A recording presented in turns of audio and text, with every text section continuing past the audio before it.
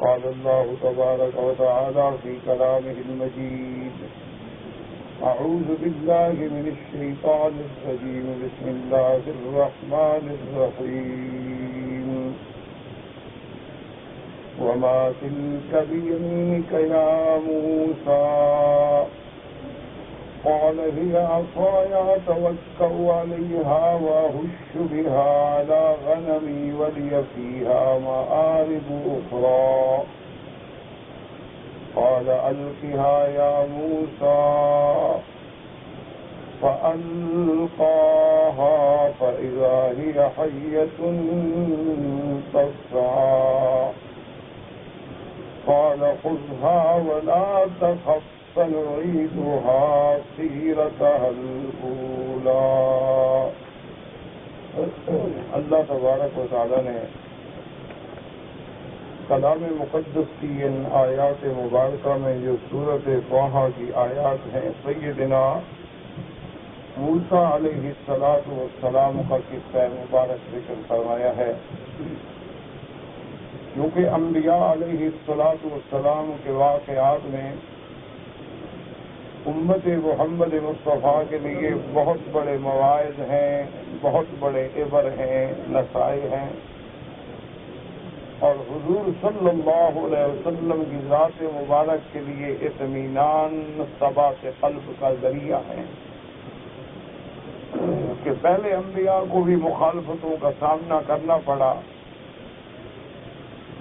انہوں نے بھی اپنی قوم کی مشقتیں، تکذیب، استہزاء، اعراض برداشت کیا، تو آپ بھی برداشت فرمائیں. اور حضور کی امت کے لیے سبق ہے کہ موسیٰ علیہ السلام کے مقابلے پہ فرعون کی قوت کو اللہ نے کیوں غرق کیا، کہ جب فرعون تکبر میں، فساد فی الارض میں، ظلم میں حد سے بڑھ گیا تو اللہ کا عذاب آ گیا. تو اسی طرح جو قومیں، جو افراد، جو جماعتیں ظلم میں، تشدد میں، فساد میں، تکبر میں، تجبر میں تجاوز کرتی ہیں تو اللہ کی پکڑ آ جائے. سیدنا موسیٰ علیہ السلام 10 سال حضرت شعیب علیہ السلام کے پاس گزار کر اپنی اہلیہ کو لے کر مصر کے لیے روانہ ہوئے، لیکن جو راستہ اختیار فرمایا وہ غیر معروف راستہ تھا، تاکہ فرعون کی قوتیں جو ہیں شاید ان کو میری وہ سابقہ بات یاد ہو، قبطی کا قتل یاد ہو اور مجھے نقصان پہنچائیں. تو موسیٰ علیہ السلام نے ایک خفیہ راستہ اختیار فرمایا. اللہ کی شان ہے کہ سردیوں کی رات تھی اور بیوی کے ہاں ولادت قریب تھی اور اندھیرا تھا اور راستہ بھول گئے. اس سے بھی ہمیں ایک سبق ملتا ہے کہ انسان کو اپنی جان کے تحفظ کے لیے حفاظتی انتظامات کرنا جو ہے وہ شریعت کے خلاف نہیں ہوتا. اور اس سے بھی ہمیں یہ سبق ملتا ہے کہ انبیاء علیہ السلام عالم الغیب نہیں ہوتے کہ ہر چیز ان کے سامنے ہو، وہ بھی راستہ بھول جاتے.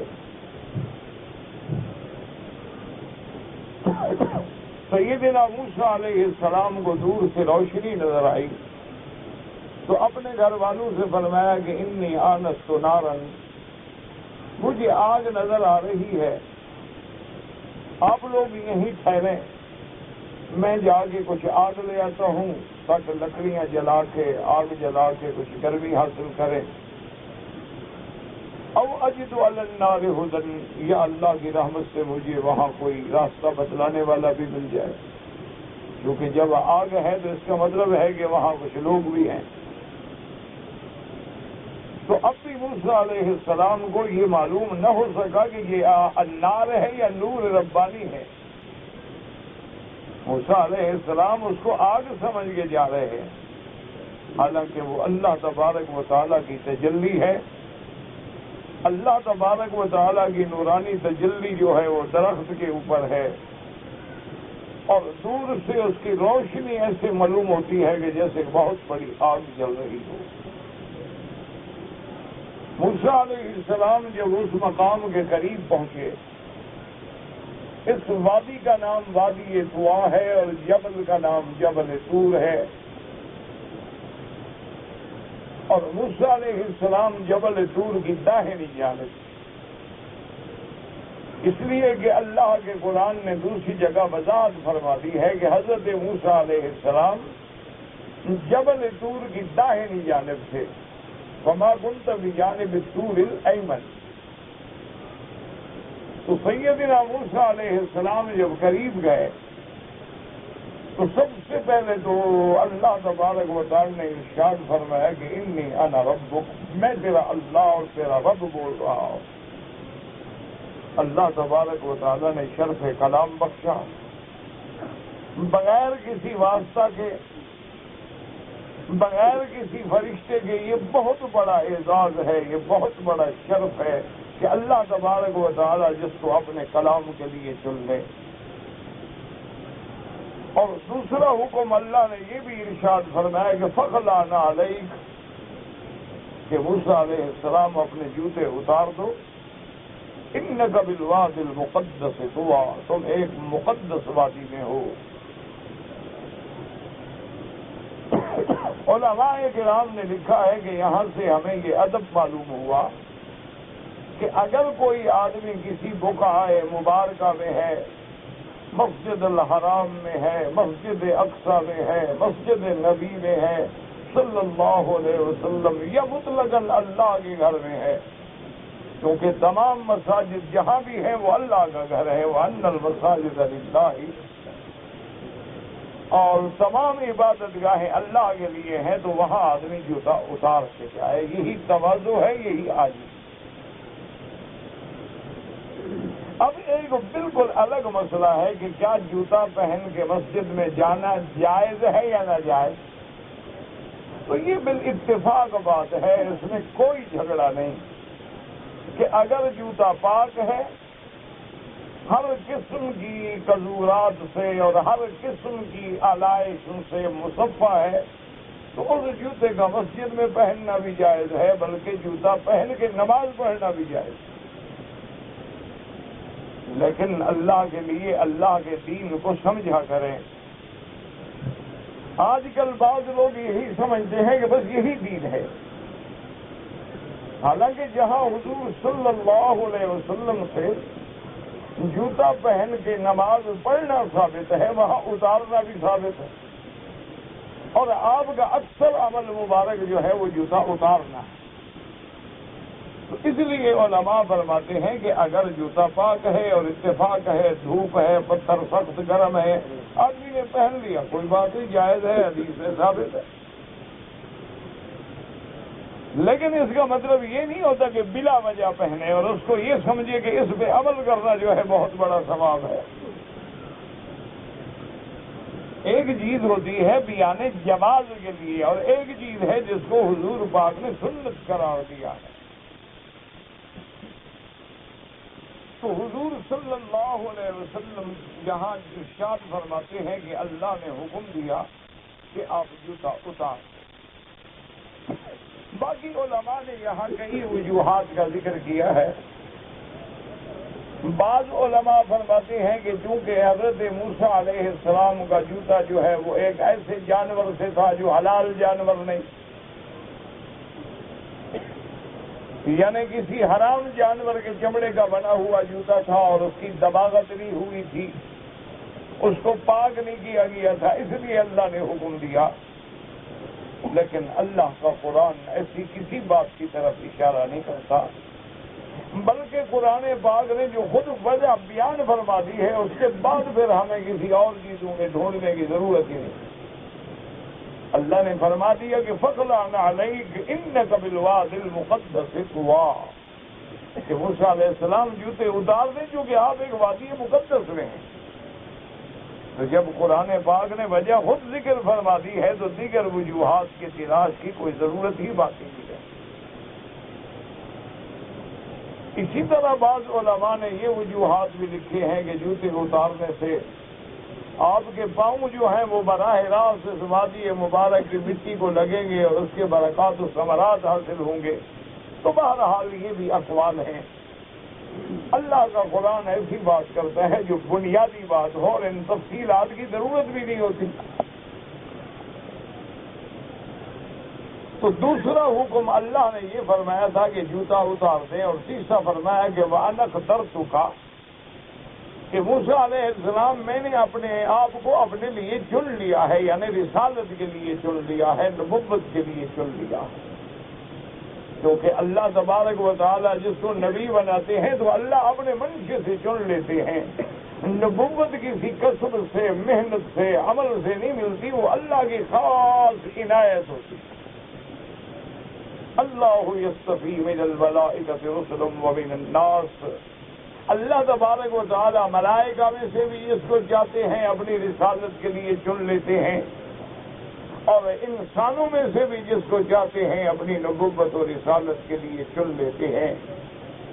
اللہ اعلم حیث یجعل رسالتہ، اللہ ہی سب سے زیادہ بہتر جاننے والے ہیں کہ میری رسالت کے بعد حقدار کون ہے، اس کے لائق کون ہے، مستحق کون ہے۔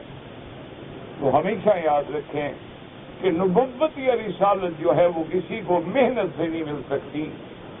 آدمی اعمال کرنے سے صالحین میں تو آ سکتا ہے، صدیقین میں تو آ سکتا ہے، ابرار میں تو آ سکتا ہے، اخیار میں تو آ سکتا ہے، مقربین میں بھی آ سکتا ہے، اولیاء اللہ میں بھی آ سکتا ہے، لیکن انبیاء میں نہیں آ سکتا۔ یہ اللہ کا اپنا نرالا چناؤ ہے جس کو چننا۔ اور یہ فیصلہ بھی دماغ میں رکھ لیں کہ حضور پاک کے بعد رحمت للعالمین سیدنا محمد الرسول اللہ، رسول رب العالمین کے بعد اللہ نے نبوت کا دروازہ ہی بند کر دیا ہے۔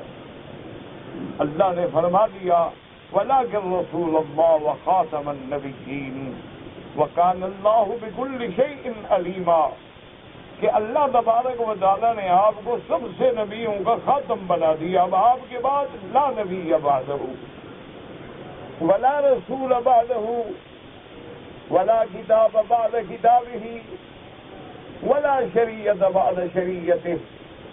اللہ کے نبی محمد الرسول اللہ کے بعد نہ کوئی نبی آئے گا، نہ کوئی رسول آئے گا۔ اگر عیسیٰ ابن مریم بھی اتریں گے تو حضور کے امتی بن کے اتریں گے، حضور کے تابع شرع بن کے اتریں گے۔ وہ کوئی نئی نبوت لے کے نہیں آئیں گے، بلکہ وہ تصدیق کرنے کے لیے آئیں گے رسالت محمد الرسول اللہ کی صلی اللہ علیہ وعلا آلہ واصحابہ وسلم تسلیما کثیرا کثیرا۔ باقی یہ کہنا کہ حضور کی نبوت بند ہو گئی، معنی یہ ہوتا ہے کہ اب نبی نہیں آئے گا، حضور کی نبوت ہی قیامت تک ہے۔ وَمَن يَبْتَغِ غَيْرَ الْإِسْلَامِ دِينًا فَلَن يُقْبَلَ مِنْهُ وَهُوَ فِي الْآخِرَةِ مِنَ الْخَاسِرِينَ۔ اب اللہ نے دین اسلام کو پسند فرما لیا، اللہ نے دین کو کامل فرما دیا، اللہ نے اتمام نعمت فرما دی۔ اب قیامت تک کے لیے نبوت و رسالت جو ہے وہ محمد الرسول اللہ کی ہے صلی اللہ علیہ وعلا آلہ واصحابہ وسلم تسلیما کثیرا کثیرا۔ تو اللہ نے موسیٰ علیہ السلام کو رسالت کا پیغام بھی ارشاد فرما دیا اور بشارت عطا فرما دی، اور ساتھ یہ بھی حکم فرمایا کہ فاستمع لما یوحی، کہ موسیٰ علیہ السلام اب پوری توجہ سے سنیں جو آپ کی طرف وحی کی جاتی ہے، جو آپ کو حکم دیا جاتا ہے۔ تو اسی لیے اللہ تبارک و تعالیٰ کے قرآن کی آیات کو جب سامنے رکھیں گے، چاہے وہ قصہ موسیٰ علیہ السلام ہو یا وہ واقعات جو ہیں شریعت محمد مصطفیٰ میں ہوں، تو سب سے بڑا آداب قرآن ہی یہی ہے کہ جب قرآن پڑھا جائے تو تم سنو، پوری توجہ کے ساتھ سنو، پوری گوش ہوش کے ساتھ سنو۔ تمہیں سننے کا حکم ہے اور پڑھنے والے کو پڑھنے کا حکم ہے۔ حتیٰ کہ علماء نے فرمایا ہے کہ قرآن پاک کی تلاوت کرنا تو سنت ہے، لیکن اگر قرآن پڑھا جا رہا ہو تو اس کا سننا جو ہے وہ واجب ہے، اس لیے کہ اللہ نے فرمایا اذا قرئ القرآن فاستمعوا له وانصتوا، کہ جب قرآن پڑھا جائے تو پوری توجہ سے سنو اور خاموش رہو۔ ادب کا تقاضا بھی یہی ہے۔ اس کے بعد اللہ نے ارشاد فرمایا کہ موسیٰ علیہ السلام اننی انا اللہ، سب سے پہلا سبق جو دیا گیا وہ توحید کا سبق ہے، سب سے پہلا سبق جو دیا گیا وہ توحید تشریعی ہے، سب سے پہلا جو سبق دیا گیا وہ توحید الوہیت ہے کہ موسیٰ علیہ السلام کوئی معبود برحق نہیں مگر اللہ، فاعبدنی، تم بھی صرف میری عبادت کرو، کیونکہ تمام عبادتوں کا لائق اور مستحق جو ہے وہ اللہ تبارک و تعالیٰ ہے۔ اللہ تبارک و تعالیٰ کے سوا کسی کی عبادت جو ہے وہ جائز نہیں۔ اور ارشاد فرمایا وَأَقِمِ الصَّلَاةَ لِذِكْرِي، اور نماز قائم کرو۔ اسی لیے علماء فرماتے ہیں کہ قرآن مقدس میں جہاں جہاں بھی نماز کا ذکر ہے اللہ تبارک و تعالیٰ نے حکم فرمایا ہے کہ نماز قائم کرو۔ اقیم الصلاۃ، اقیم الصلاۃ، یقیمون الصلاۃ۔ تو اقیم الصلاۃ قائم کرنے کا معنی کیا ہوتا ہے کہ نماز کو اس کے شروط و ارکان کے ساتھ اس کے اوقات مقررہ میں ادا کرنا۔ اگر بے وقت نماز پڑھو گے تو گویا تم نے نماز قائم نہیں کی۔ نماز کو اس کے اوقات میں پڑھو، نماز کو اس کے شروط و ارکان کے مطابق پڑھو۔ اگر تم نے نماز میں رکوع میں، قیام میں، سجود میں اطمینان کامل نہیں کیا بلکہ آپ نے ایسے نماز پڑھی ہے جیسے مرغا دانے چگتا ہے تو نماز نہیں ہوتی، کیونکہ اللہ نے حکم دیا نماز قائم کرو۔ اور ساتھ یہ بھی ارشاد فرما دیا کہ نماز قائم کرنا جو ہے یہ میری یاد کے لیے ہے۔ اصل بات تو یہ ہے کہ اللہ تبارک و تعالیٰ کی یاد ہو، اور جب بندہ اللہ کی یاد میں ہوتا ہے تو اللہ بھی اپنے بندے کو یاد کرتے ہیں۔ جیسے فرمایا فاذکرونی اذکرکم واشکروا لی ولا تکفرون، تم مجھے یاد کرو میں تمہیں یاد کرتا ہوں۔ تو اللہ کے یاد کرنے کا معنی یہ نہیں ہوتا کہ بس اللہ ہمارا نام لیں گے۔ ہمارا یاد کرنا تو یہ ہے کہ ہم اللہ کے اسماء سے پکاریں گے، ہم اللہ کی عبادت کریں گے، ہم اللہ کے آگے رکوع و سجود کریں گے، ہم تلاوت قرآن کریں گے۔ اور اللہ کے یاد کرنے کا معنی یہ ہے کہ اللہ ہماری بگڑی بنائیں گے، اللہ تبارک و تعالی ہمارے حاجات پورے فرما دیں گے، اللہ تبارک و تعالی ہماری مشکلات کو حل فرما دیں گے۔ اس لیے فرمایا اقم الصلاۃ لذکری۔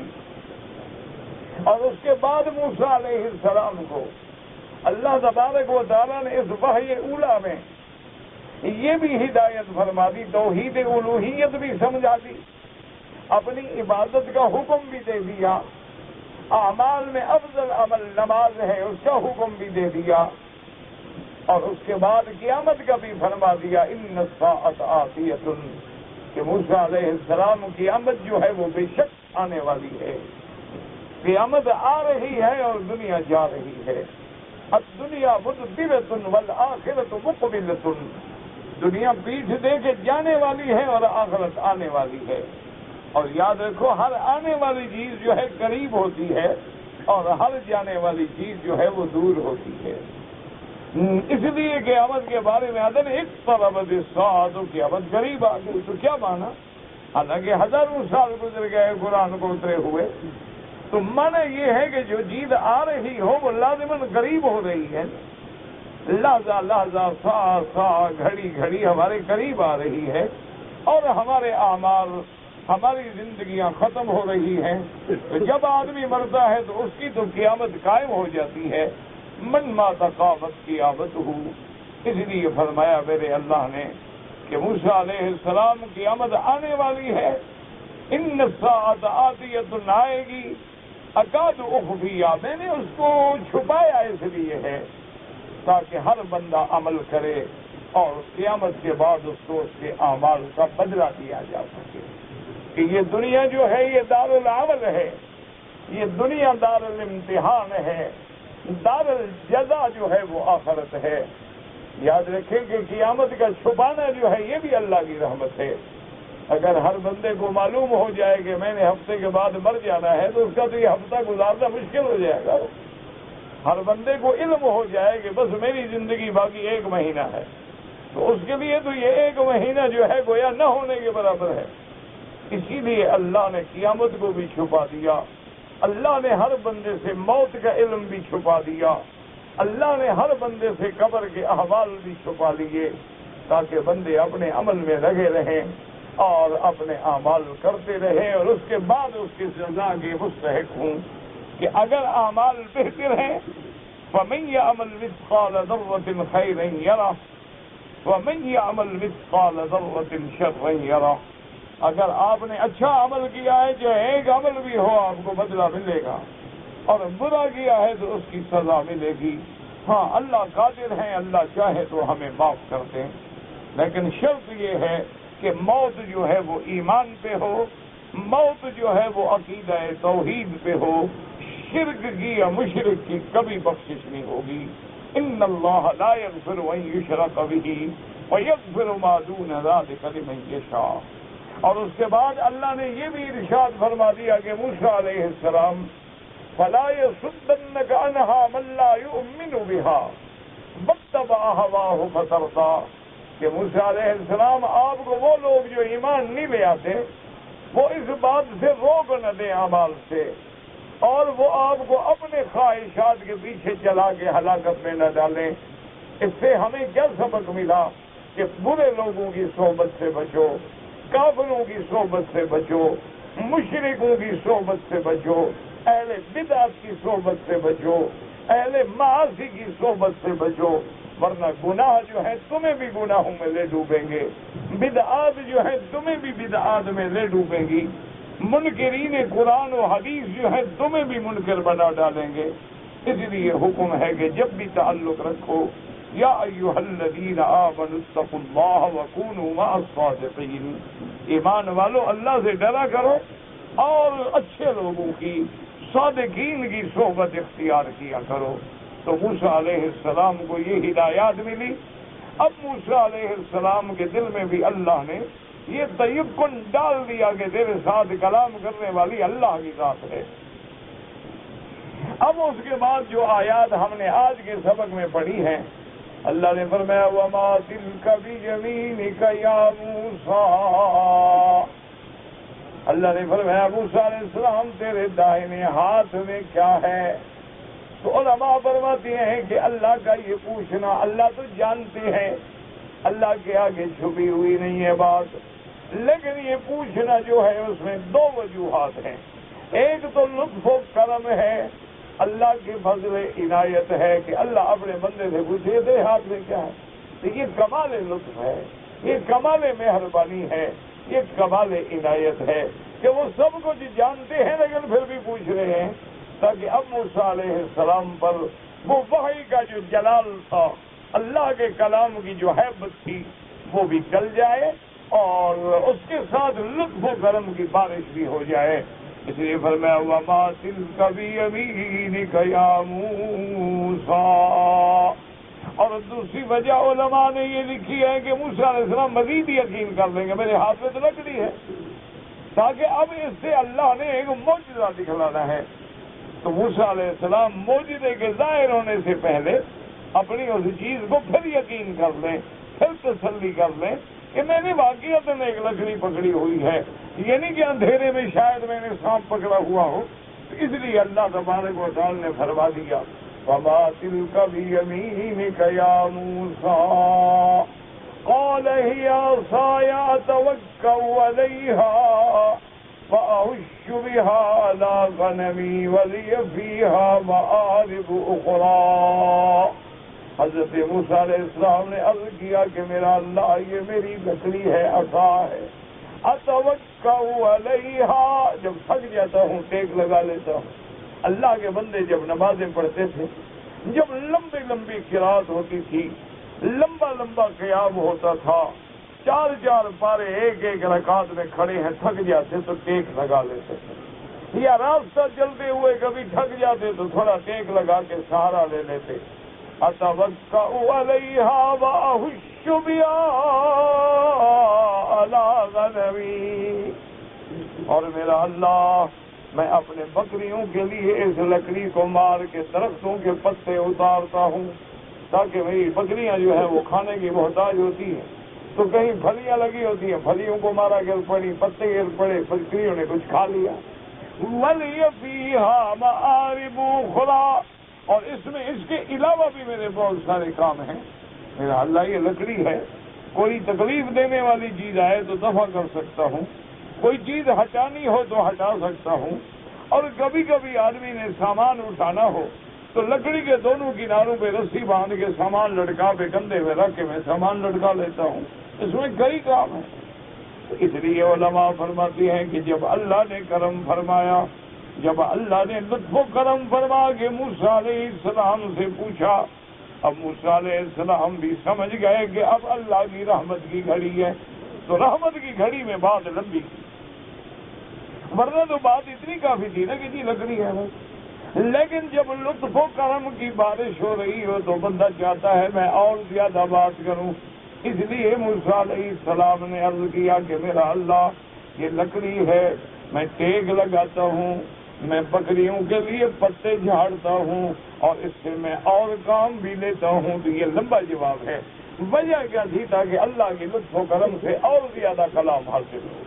اور اسی لیے فقہا نے قرآن پاک کی اس آیت سے مسئلہ بھی استنباط کیا ہے کہ اگر کوئی آدمی ایک سوال پوچھے لیکن جواب دینے والا اس کے علاوہ بھی وضاحت کر دے تو جائز ہے.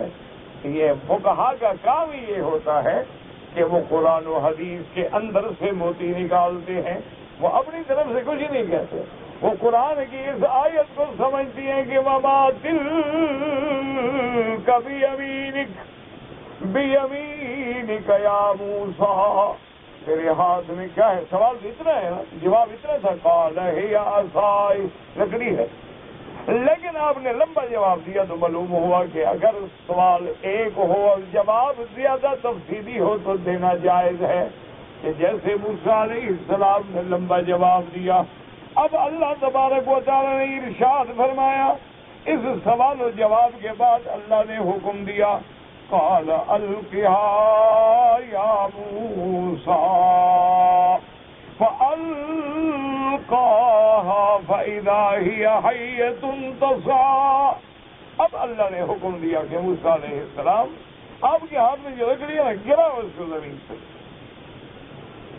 اب جب آپ نے اللہ کے حکم سے اس لکڑی کو گرایا، فَإِذَا هِيَ حَيَّةٌ تَسْعَىٰ، وہ تو سانپ بن کے دوڑنے لگا.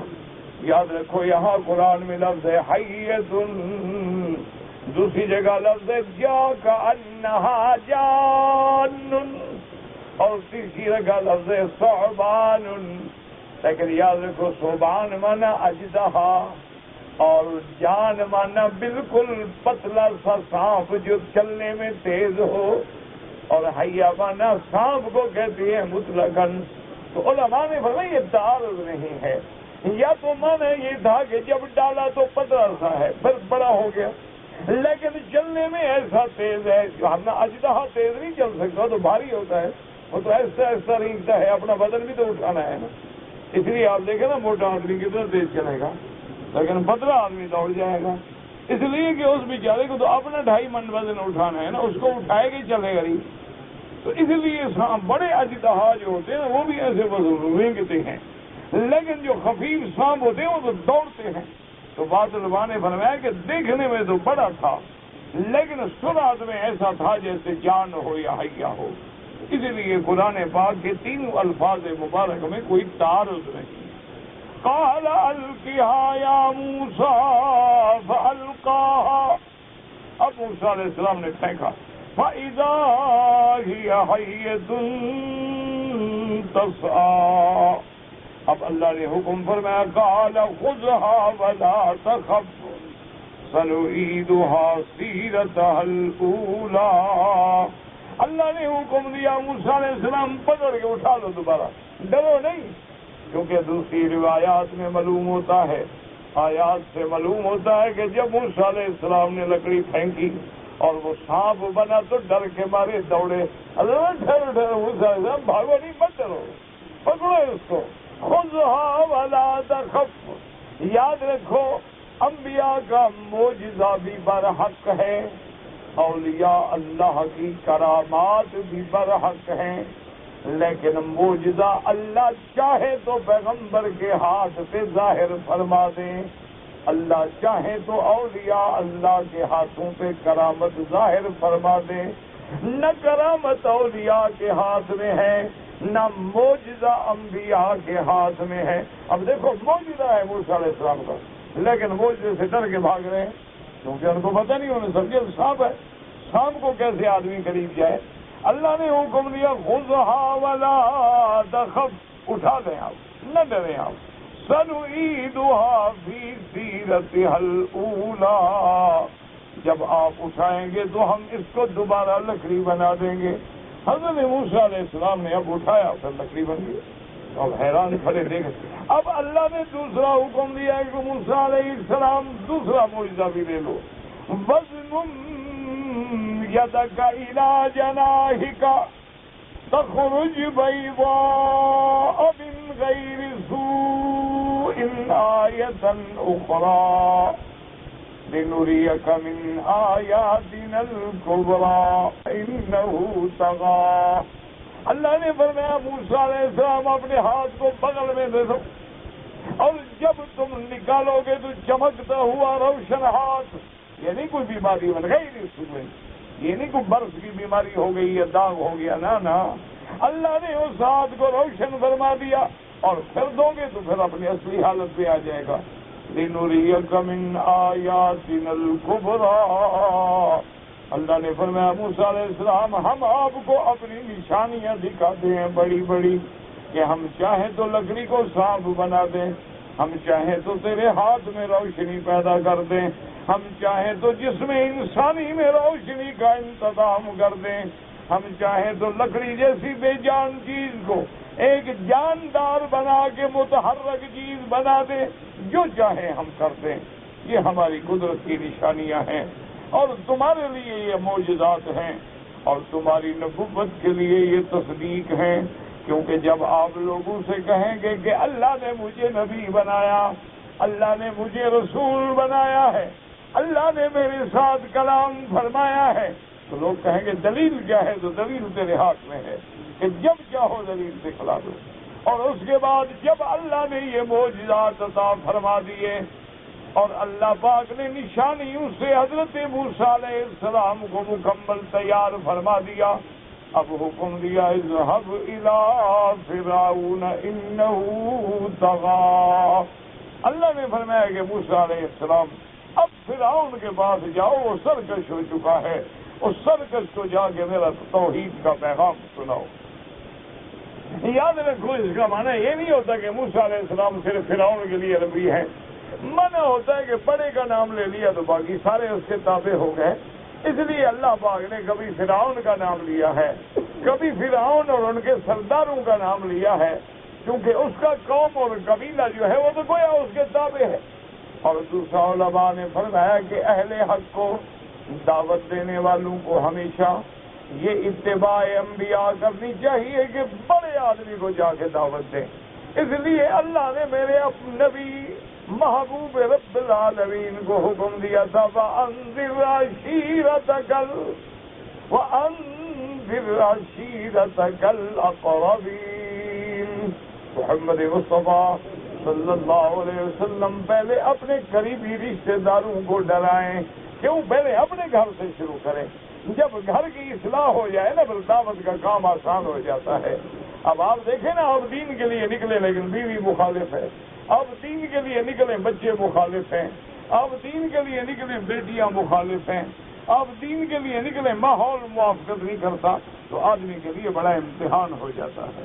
لیکن اگر گھر والے بھی ساتھ دے رہے ہوں تو آدمی کے لیے دین کا کام آسان ہو جاتا ہے۔ اور دوسری بات یہ ہے کہ جب بڑا آدمی ٹھیک ہوتا ہے تو اس کے ماننے والے جو ہیں وہ خود بخود ٹھیک ہو جاتے ہیں۔ تو اللہ تبارک و تعالیٰ نے ان آیات مبارکہ میں سیدنا موسیٰ علیہ السلام کا واقعہ مبارک، آپ کا قصہ مبارک بڑی تفصیل سے ذکر فرمایا ہے، اور اللہ نے کئی صورتوں میں ذکر فرمایا ہے۔ علماء نے فرمایا اس کی وجہ یہ ہے کہ حضور کے زمانے میں یہود موجود تھے، موسیٰ علیہ السلام کے ماننے والے موجود تھے، موسیٰ علیہ السلام کی طرف نسبت کرنے والے موجود تھے۔ تو اللہ نے قرآن میں حضرت موسیٰ علیہ السلام کے ایسے واقعات بتلا دیے کہ اب یہود بھی انکار نہیں کر سکتے کہ جو خبر اللہ کا نبی محمد الرسول اللہ صلی اللہ علیہ وسلم دے رہے ہیں وہ تو بالکل سچی ہے، بالکل عین ہے، بالکل مطابق واقعہ ہے۔ تو اس میں یہ صداقت محمد مصطفیٰ، نبوت محمد مصطفیٰ، رسالت محمد مصطفیٰ کے لیے بھی یہ قصے دلیل تھے، اور خاص طور پہ اللہ نے قرآن میں سیدنا موسیٰ علیہ السلام، سیدنا عیسیٰ علیہ السلام، سیدنا ابراہیم علیہ السلام، سیدنا آدم علیہ السلام، ان واقعات کو اللہ نے کھول کھول کے بیان کیا ہے۔ لیکن دعا فرمائیں کہ اللہ ہمیں قرآن کے سمجھنے کی، اس پہ عمل کرنے کی، اطاعت کرنے کی، اتباع کرنے کی، اور دامن محمد مصطفیٰ سے متعلق رہنے کی خوشی اور توفیق نصیب فرمائیں۔ وما علینا الا البلاغ۔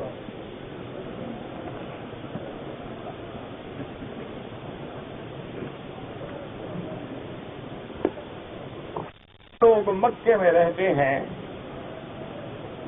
اگر ان کو عمرہ کرنا ہو تو کیا اپنے گھر سے کریں گے؟ بالکل نہیں۔ ان کو عمرہ کرنا ہو تو حد حرم سے باہر جانا ضروری ہے۔ اب باہر جانے کے لیے وہ چاہے تو مسجد عائشہ جائیں، وہ چاہے تو جعرانہ جائیں، وہ چاہے تو عرفات جائیں، وہ چاہے تو جدہ جائیں، یعنی حد حرم سے باہر جا کے ہل سے احرام باندھنا ہوگا۔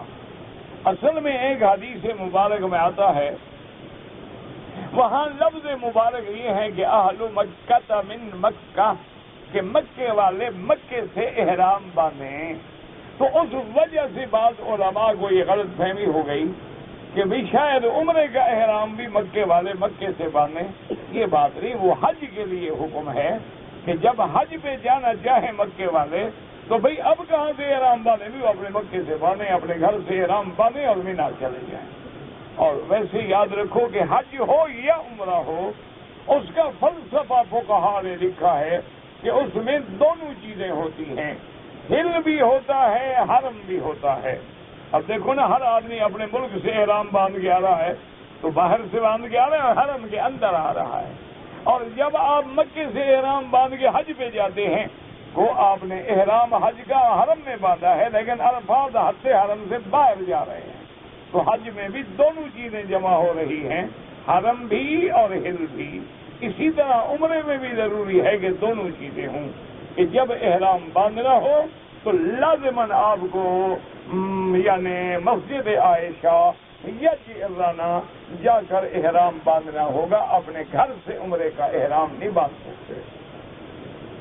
جہاں تک طواف کا تعلق ہے، اگر کسی نے وصیت کی ہے کہ بھی میرا عمرہ کرو، میرا حج کرو، تو فقہاء فرماتے ہیں کہ کر لو، ورنہ بہتر طریقہ یہ ہوتا ہے کہ اپنے لیے طواف کرو، اپنے لیے عمرہ کرو، اور جب فارغ ہو جاؤ تو اللہ سے دعا کرو کہ یا اللہ اس کا ثواب فلاں کو عطا فرما دے، تاکہ اختلاف بھی نہ ہو۔ میرے والد بیمار ہیں، اللہ ہر بیمار کو شفا دے، اللہ ہم سب کی بیماریاں دور فرما دے، ظاہری، باطنی، روحانی، جسمانی، نفسانی سب بیماریاں۔ اور دعا کرو عالم اسلام پہ جو اس وقت ابتلا ہے، امتحان ہے، جو اس وقت عذاب کے کوڑے برس رہے ہیں، میرا اللہ اپنی رحمت سے رفع فرماؤ، میرا اللہ اپنی رحمت سے مسلمانوں کی مدد فرماؤ، میرا اللہ ضعیفوں کی مدد فرما، یا اللہ بے سہاروں کی مدد فرما، بے آسراؤں کی مدد فرما۔ تیرے سوا کوئی سہارا نہیں ہے، تیرے سوا کوئی مددگار نہیں ہے، تیرے سوا کوئی نفع پہنچانے والا نہیں ہے۔ تو اللہ سے دعا کیا کریں، اور ہم کچھ نہیں کر سکتے، دعا تو کر سکتے ہیں کہتے ہیں جی کہ داڑھی کا منڈوانا جو ہے، یاد رکھیں یہ داڑھی رکھنا جو ہے سنت الانبیاء ہے، یعنی صرف حضور پاک نے داڑھی نہیں رکھی بلکہ آدم علیہ السلام سے لے کر حضرت محمد الرسول اللہ صلی اللہ علیہ وسلم تک تمام انبیاء نے داڑھی رکھی ہے، جس کا اللہ کے قرآن میں ذکر ہے کہ لا تأخذ بلحیتی ولا براسی۔ حضرت ہارون نے موسیٰ علیہ السلام کو عرض کیا کہ اب بھائی جان میری داڑھی نہ پکڑو، تو معلوم ہوا داڑھی تھی تو پکڑ رہے تھے نا۔ اسی لیے معراج کی رات میں حضور فرماتے ہیں کہ میں نے حضرت ہارون کو دیکھا تو ان کی داڑھی مبارک جو ہے وہ ناف تک آ رہی تھی۔ اسی طرح حضور نے فرمایا کہ میں نے جب ابا ابراہیم سے ملاقات کی تو ان کی داڑھی مبارک جو ہے سینے مبارک تک تھی۔ اسی طرح حضور کی داڑھی مبارک کان یملأ صدرہ، تو بہرحال یہ اجماعی مسئلہ ہے جس میں کوئی اختلاف نہیں کہ ایک دفعہ داڑھی منڈائے تو صغیرہ ہے، لیکن بار بار داڑھی منڈانے سے گناہ کبیرہ ہوتا ہے اور آدمی فاسق ہو جاتا ہے۔ اللہ تبارک و تعالی ہدایت دے، اور اللہ آپ کو اور ہمیں بھی سرکار دو عالم کی شکل بنانے کی توفیق دے۔ میری والدہ نہ سنتے ہیں نہ بولتی، ان کے لیے بالکل عمرہ کرو، حج کرو، سب کچھ کرو۔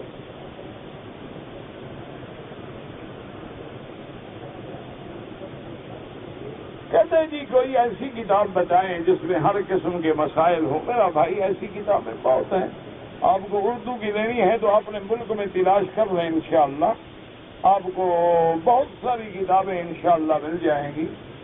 تو مجھے تو اب اردو کتابوں کا زیادہ تعارف نہیں ہے، لیکن انشاءاللہ ثم انشاءاللہ جب آپ اپنے ملک میں جائیں کسی عالم سے جا کر رجوع کریں اور ان سے کتابوں کے نام لکھوائیں باقاعدہ، کیونکہ مارکیٹ میں ہر قسم کی کتابیں ہوتی ہیں، منکر قرآن کی بھی کتابیں ہوتی ہیں، منکرین حدیث کی بھی کتابیں ہوتی ہیں، روافض و خوارج کی بھی کتابیں ہوتی ہیں، اسی طرح لا دین لوگوں کی بھی کتابیں ہوتی ہیں، اور آج کل جو نئے نئے ماڈرن مجتہد نکلے ہیں ان کی بھی کتابیں ہوتی ہیں۔ تو آدمی پڑھ کے پریشان ہو جاتا ہے، پڑھنے کے بعد آدمی الجھنوں میں مبتلا ہو جاتا ہے۔ اس لیے کوشش یہ کیا کریں کہ اپنے علاقے کے کسی معتمد عالم سے نام لکھوا کر کہ میں اردو پڑھا لکھا ہوں، اتنی میری تعلیم ہے، میں کون کون سی کتابوں سے فائدہ اٹھا سکتا ہوں۔ اب دیکھیں نا، جیسے ایک آدمی پرائمری پاس ہے، اس کو اگر آپ ایم اے کا نصاب دے دیں فائدے کے بجائے پاگل ہو جائے گا۔ اگر ایک آدمی نے جغرافیے میں ایم اے کیا ہے، اس کو اگر آپ کوئی دیگر نصاب ریاضیات کا دے دیں وہ نہیں سمجھ سکے گا۔ اگر اس نے ریاضیات میں پی ایچ ڈی بھی کیا ہو، اس کو آپ حدیث مبارک سامنے رکھ دیں تو وہ نہیں سمجھ سکے گا۔ اس لیے جیسے حدیث میں بھی کئی علم ہیں، اصول حدیث الگ علم ہے، حدیث کا الگ علم ہے، معانی اور مفہوم کا الگ علم ہے، ما استنبط من الحدیث الگ علم ہے۔ تو اس لیے ہمیشہ یاد رکھیں کہ علماء معتمدین سے نام لے کے کتابیں پڑھا کریں تاکہ آپ کو فائدہ حاصل ہو، بلا وجہ آپ پریشانیوں میں نہ پڑیں۔ عورتوں کو قبرستان میں جانا منع ہے، ہاں جی منع ہے۔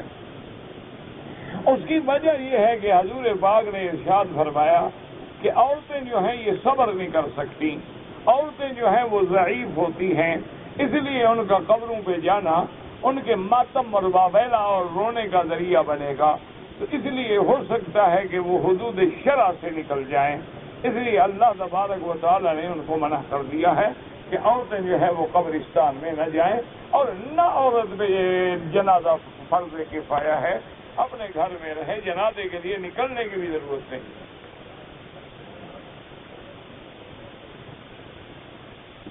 کہتے جی کہ میں اللہ معاف کرے لڑکوں کے بارے میں بد نظری میں مبتلا ہوں، علاج میرا بھائی توبہ ہے، توبہ کرو اور ہر وقت اللہ کے عذاب کو سامنے رکھو کہ قوم لوط میں کیا گزری۔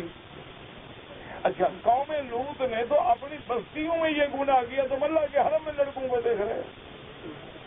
اللہ کے عذاب کو دعوت نہ دو، اللہ کے قہر سے ڈرو اور توبہ کرو، اور ایسے لوگوں کے قریب نہ جاؤ۔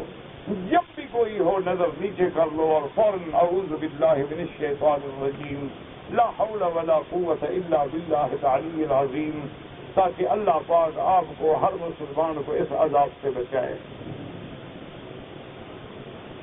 کہتے ہیں جی کہ آپ کے ساتھ جو طالب العلم بیٹھے ہیں وہ لوگوں سے لڑتے ہیں، ناراض ہوتے ہیں، بھی آخر میرا کچھ نہ کچھ برائی کا اثر ان میں بھی تو آئے گا۔ استاد تیز مزاج ہو تو شاگرد بھی تو تیز مزاج ہوں گے نا۔ تو بہرحال ایک بات یہ بھی یاد رکھو کہ پڑھنے والے وہ ہیں یا آپ ہیں۔ اگر آپ ان کی جگہ پہ قبضہ کر رہے ہیں تو زیادتی آپ کر رہے ہیں، وہ کر رہے ہیں کہ کتاب والا تو پیچھے بیٹھ رہے ہیں، تم آگے آگے بیٹھ گئے، اور شکایت بھی ان سے۔ انا للہ و انا الیہ راجعون۔ اس کا کوئی علاج ہے دنیا میں؟ صحیح ہے، سب کتابوں والوں کے لیے، آپ آگے آگے بیٹھ گئے، اب وہ کہیں پیچھے ہو جاؤ، وہ برے ہیں۔ کیا کرے آدمی کو اپنا گناہ تو نظر ہی نہیں آتا کہ میں کیا کر رہا ہوں۔ یہ تو سبق ہے، کتاب والوں کا حق ہے کہ وہ آگے بیٹھے۔ کہتے ہیں جی کہ میں کمپنی میں ڈرائیور ہوں، جب کسی دکان پہ مال لے جاتا ہوں تو دکاندار مجھے کمیشن دیتے ہیں۔ کمیشن مال کا ہے، تمہارا تھوڑا ہے۔ تم اپنے مالک کو بتا دو، کمپنی کو بتا دو کہ مجھے اتنا کمیشن ملتا ہے۔ وہ کیا کہتے ہیں؟ وہ کہتے ہیں تمہارا ہے تو دے دو، وہ کہتے ہیں ہمارا ہے تو ان کو دو۔ جمعہ کا دن ہو یا کوئی دن ہو، مسجد میں، مسجد الحرام میں یا کسی مسجد میں ٹولیاں بنا بنا کے بیٹھنا اور قصے اور کہانیاں دنیا کی، حضور نے فرمایا عمل ایسے گر جاتے ہیں جیسے خشک درخت کے پتے آندھی میں گر جاتے ہیں۔ یعنی جو جمعہ میں آپ نے ثواب کمایا وہ قصے کہانیاں کر کے یہی ختم کر کے چلے گئے۔ خطبے کی اذان جو ہے بالکل اس کا بھی جواب دیں گے، قولوا کما یقول المؤذن۔ اور بعض علماء فرماتے ہیں کہ جب امام کرسی پہ بیٹھ جائے اور اذان ہو تو آپ خاموش رہیں، دل میں جواب دیں۔ کہتے ہیں جی کہ آج کل بعض لوگ یہودی داڑھی کا رواج نکلا ہوا ہے، بہرحال یہودی ہو یا نصرانی ہو، اب سکھ داڑھی رکھے تو ہم مڈانی شروع کر دیں۔ ہمیں اللہ کے رسول نے حکم دیا، ہم نے داڑھی رکھنی ہے سنت کو، تو کوئی اور رکھتا ہے رکھتا رہے، ان کا رواج ہوگا، ہمارے لیے تو سنت ہے۔ کہتے ہیں جی کہ میں نے مرزائی کا نکاح پڑھایا، توبہ کرو، مرزائی کافر ہوتا ہے، اس کا نکاح کسی مسلمان لڑکی سے ہو ہی نہیں سکتا۔ بہرحال توبہ کریں، استغفار کریں، اللہ پاک بچائے۔ بعض فقہا تو کہتے ہیں کہ ایسا آدمی اگر جانتا تھا کہ مرزائی ہے، آمدن کافر کا نکاح پڑھایا، کلمہ بھی پھر پڑھے، اپنا نکاح کا بھی ساتھ تجدید کرے۔ اگر شیعہ کے نکاح میں شریک ہوا، کچھ اس سے نکاح نہیں ٹوٹتا تمہارا۔ زیر بغل اور زیر ناف جو بال ہیں، کم از کم سنت یہ ہے کہ ہر ہفتے میں ازالہ کیا جائے، ورنہ زیادہ سے زیادہ 40 دن سے زیادہ نہ گزریں۔ جو لوگ اولاد میں وقفہ کرنے کے لیے گولیاں کھا لیتے ہیں کوئی حرج نہیں، وقفہ کرنا جائز ہے، مستقل بند کرنا حرام ہے۔ عورت شوہر کی مرضی کے خلاف وقفہ کر سکتی ہے نہیں، عورت شوہر کی مرضی کے تابع ہے، اگر بیوی ہو، آج کل تو تم اس کے تابع ہو۔ اگر اہل کتاب یعنی یہود و نصارہ کوئی جانور ذبح کریں، لیکن شرط یہ ہے وہ اہل کتاب بھی ہوں، ان کو پتہ بھی ہو کہ کتاب کیا ہے، اور ذبح کے وقت اللہ کا نام بھی لیتے ہوں، تو پھر کھانا جائز ہے۔ بعض لوگ حنفی ہو کر بھی ہاتھوں کو نماز میں اٹھاتے ہیں، مجھے نہیں سمجھ آیا آپ نے کیا لکھا ہے، بہرحال جو حنفی ہے وہ حنفی مسلک پہ رہے۔ جو لوگ نماز پڑھنے کے بعد دعا مانگتے ہیں کوئی حرج نہیں، بالکل کوئی منع نہیں، بلکہ دعا منظور ہوتی ہے، مقبول ہوتی ہے۔ حضور کی حدیث ہے کہ دبر الصلوات المکتوبۃ، فرض نمازوں کے بعد آدمی جب دعا مانگتا ہے اللہ قبول فرماتے ہیں۔ باقی جھگڑا ہوتا ہے کہ ہاتھ اٹھاؤ یا نہ اٹھاؤ، کبھی اٹھا لو کبھی نہ اٹھاؤ، لڑائیوں میں نہ پڑو، یہ مسئلے جھگڑے کے نہیں ہیں، یہ بلا وجہ تم نے سر پھٹاول بنا رکھا ہے، کبھی ہاتھ اٹھا لیا کبھی ہاتھ نہ اٹھایا، کبھی ہاتھ منہ پہ پھیر لیا کبھی نہ پھیرا، یہ تو جھگڑا نہیں ہے۔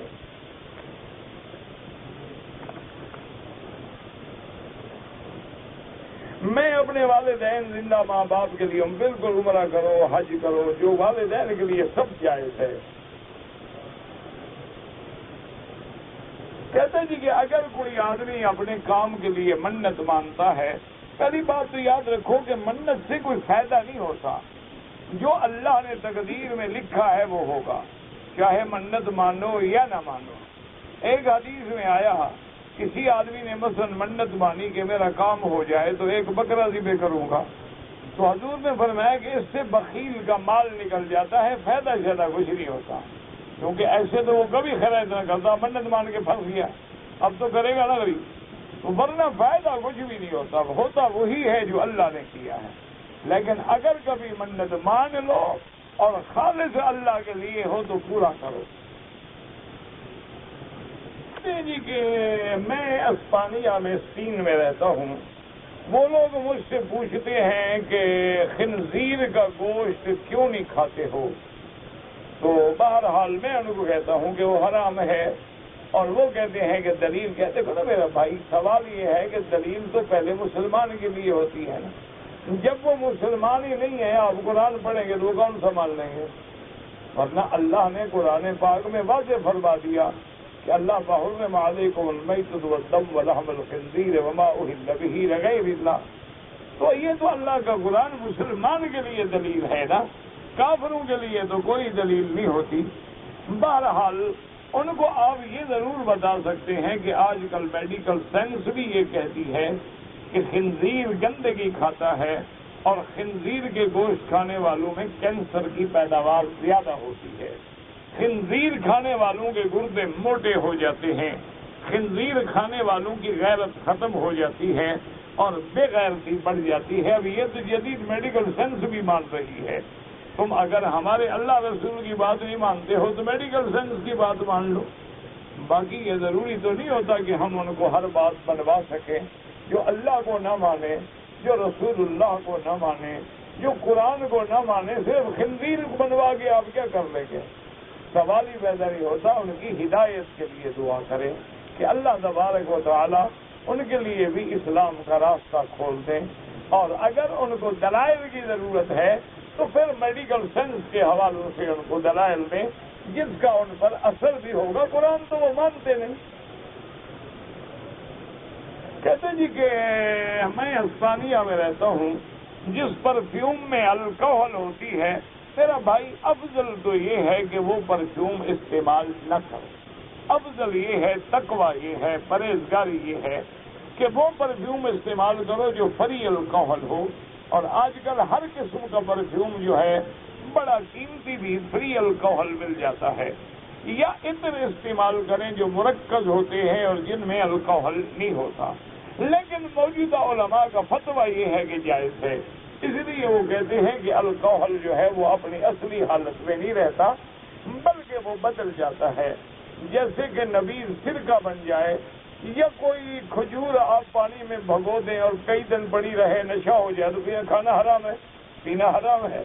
تو اس لیے اگر ایک چیز اپنی حیت کو بدل دیتی ہے تو وہ کہتے ہیں کہ وہ الکوہل نہیں رہتا بلکہ وہ تبدیل ہو جاتا ہے، اور پھر وہ سپرے کرنے سے اڑ جاتا ہے، اس کا وجود باقی نہیں رہتا۔ اس لیے بہرحال موجودہ علماء کی تحقیق یہ ہے کہ اس کا استعمال کرنا جائز ہے، لیکن افضل احتیاط اسی میں ہے کہ جس چیز میں شک پڑ جائے، کیا ضرورت ہے بلا وجہ اپنے آپ کو شک میں ڈالنے کی، جبکہ ہم نے خوشبو لگانی ہے نا، تو خوشبو ہمیں بغیر شک والی بھی ملتی ہے، تو ضرورت کیا ہے ہمیں شک میں پڑے۔ اگر جدہ میں نے جانا ہو اور پھر جدہ سے احرام باندھ کے عمرہ کروں، بالکل ہو سکتا ہے۔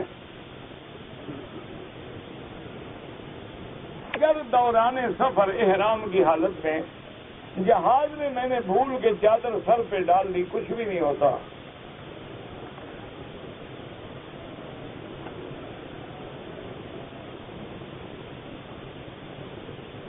کہتے جی کہ میں نے صبح کی نماز سے 10 منٹ پہلے وضو کیا، پھر بستر پہ لیٹ گیا، لیکن میں جاگتا رہا، اللہ کا ذکر کرتا رہا، پھر نماز پڑھی، بالکل ٹھیک ہے، یہ نہیں ہے کہ نماز پڑھ کے وضو کر کے لیٹو نہیں، کوئی منع نہیں۔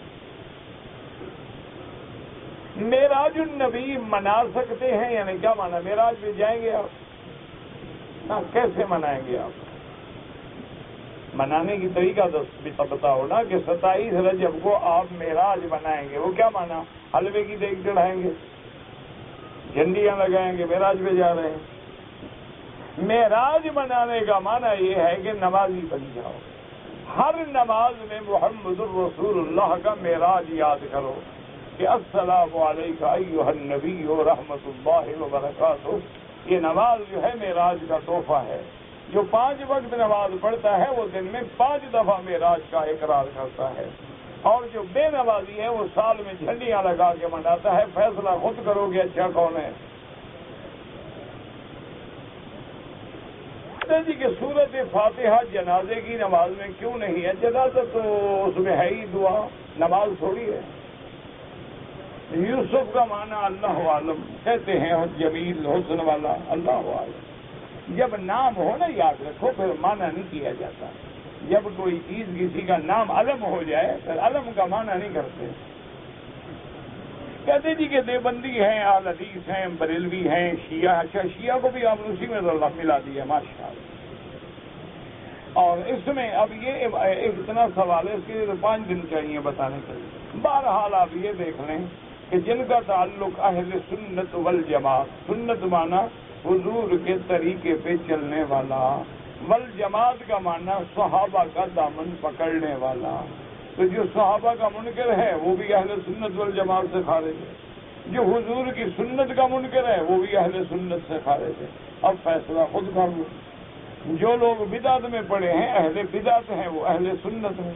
جو صحابہ کو نہیں مانتے وہ والجماعت سے خارج ہیں، اور جو سنت کا معنی خود کرتے ہیں وہ بھی سنت سے خارج ہیں۔ سنت تو وہ ہے جو حضور سمجھائے ہمیں۔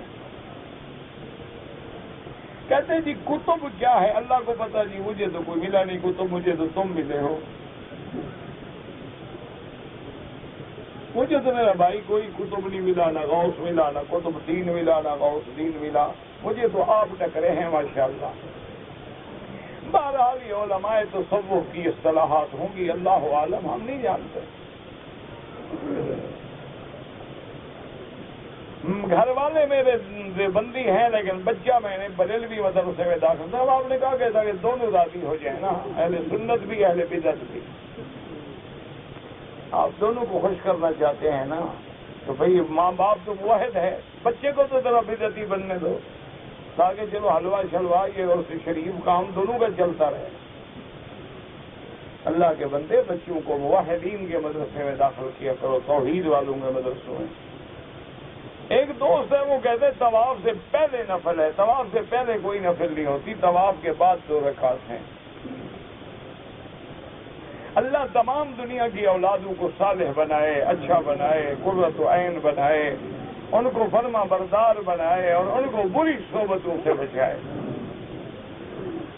اگر حج بدل کرے تو اس کو قربانی دینی ہوگی میرا بھائی۔ حج بدل اگر حج مفرد ہے کوئی قربانی نہیں۔